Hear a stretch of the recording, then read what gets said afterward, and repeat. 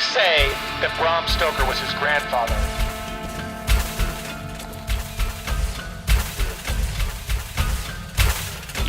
Wilford Brimley is the greatest vampire hunter that ever lived.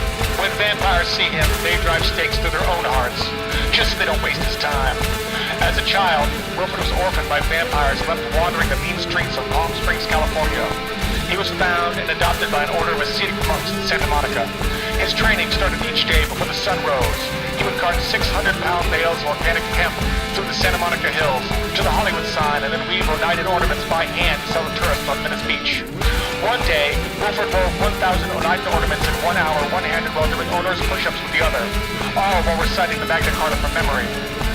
As a young man, he served in the 221st Airborne Kaiju Division, where, strapped with dynamite, he repelled into the mouth of a great tentacled albino sea creature and saved the city of Manila from the Eden.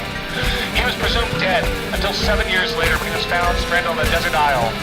On this island, he built a small city out of palm fronds, coconuts, and flexible plastic drinking straws that had washed up on the beach. He made a living selling seashells to cruise ship tourists. He named this island Tom. Wilford Brimley has never eaten a bite of oatmeal in his life. When Wilford Brimley smiles, his teeth are so white they shine like the sun, which turns vampires to ash. He briefly led a band of Swiss pirates seeking a lost Babylonian artifact in the back alleys of Des Moines, Iowa. All lost antiquities end up in Des Moines, eventually. When he found it, a lead statuette of Marduk, patron god of cities and maple bacon donuts, he sent his band of pirates to found a tech company in San Francisco. Without his guidance, it failed miserably. Wilford himself broke into the Louvre to return the statuette and spray paint a mustache on the Mona Lisa. A movie was made about this caper, starring Wilford Brimley, but the film was destroyed, unwatched, because it would make every other movie ever made look bad. Wilford Brimley once stared into the abyss. It refused to stare back.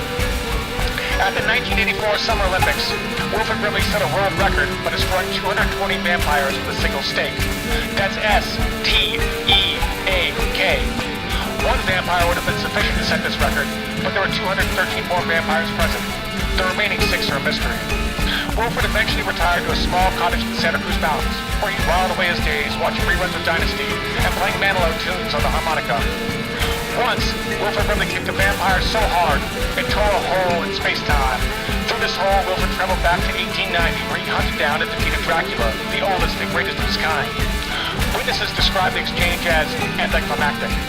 Unable to return home, Wilford changed his name and lived a long and productive life, writing about his adventures. He got married, had children, and became his own grandfather.